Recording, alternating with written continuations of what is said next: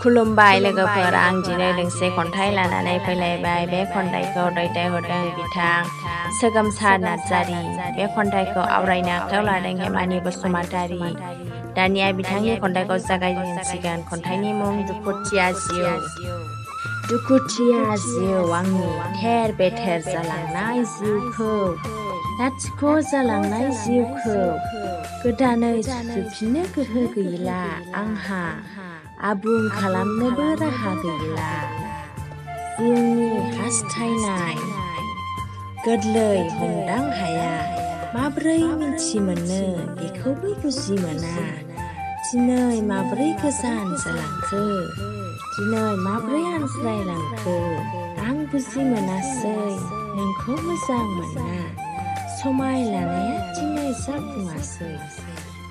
नोंनि बेरेखा फावा दाबो